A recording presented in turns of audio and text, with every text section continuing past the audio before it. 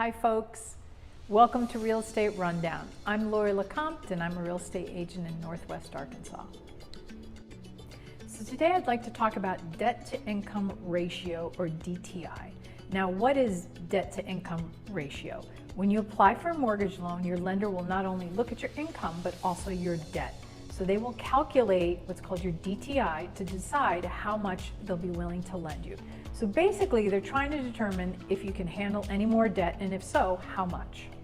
Now, debt to income ratio compares how much you owe each month on how much you earn. So it's the percentage of your gross monthly income, so your before tax income, that goes towards payments for rent, mortgage, credit cards, or other debt.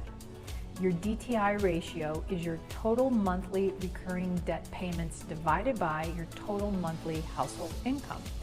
Your lender expresses your DTI ratio as a percentage. For example, let's say that you have 3 bills you pay every month. Rent is $1,000, your credit card payment $150, your student loan payment $200. So that's a total of $1,350 total. Let's also say that your total monthly pre-tax income is $3,000. Your DTI ratio is equal to your debts divided by your income. So in this case, it's $1,350 divided by $3,000. That makes your ratio about 45%. Now let's talk about income. If you're on payroll, you'll likely just need to provide recent pay stubs and W-2s. If you're self-employed, you'll need to submit your tax returns as well as any other documents the lender requests, such as 1099s.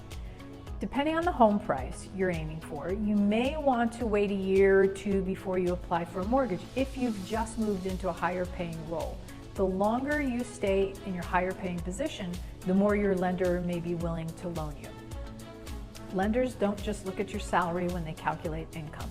Some other sources of income they might consider include any commissions you receive, overtime pay, military benefits and allowances, alimony payments, investment income, Social Security income, child support payments. The specific types of income beyond your salary depend on your lender. The most important factor, however, is that the income you include is consistent. For example, if your alimony agreement says that you'll only receive payments for 1 year, your lender may not consider it. It's not consistent. Now, let's talk about a lower debt to income ratio. So a lower debt to income ratio means you may have more borrowing power in the future. A high DTI can prevent you from getting other loans or credit.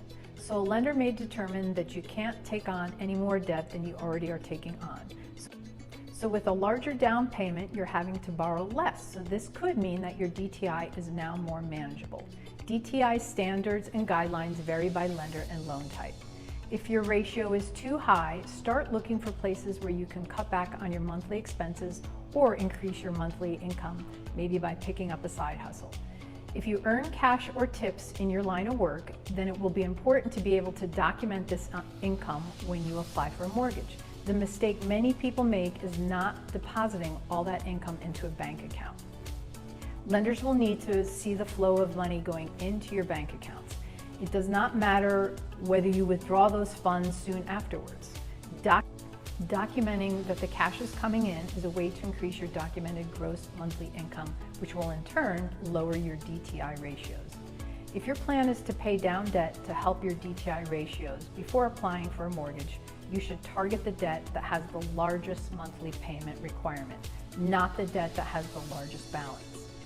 The standard FHA guidelines allow for a DTI of 43%. However, higher ratios may be allowed with compensating factors.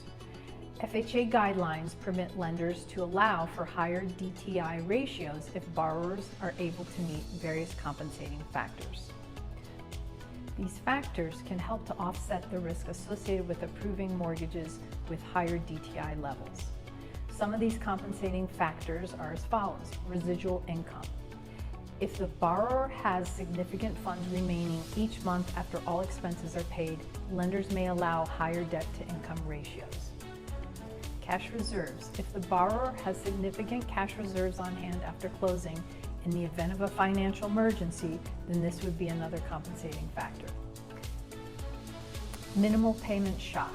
Payment shock is when a borrower's monthly housing payment increases significantly from the time they were renting to to then that monthly payment once they purchase a home.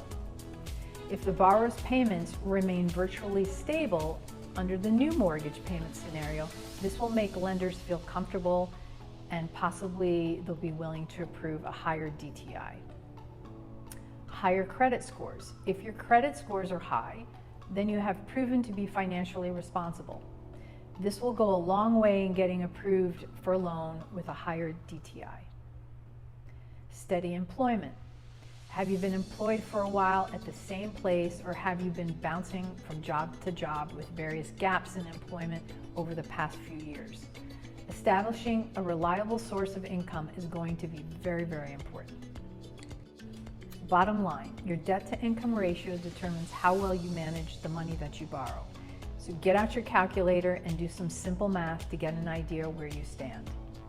As I mentioned, DTI standards differ from lender to lender and by loan product.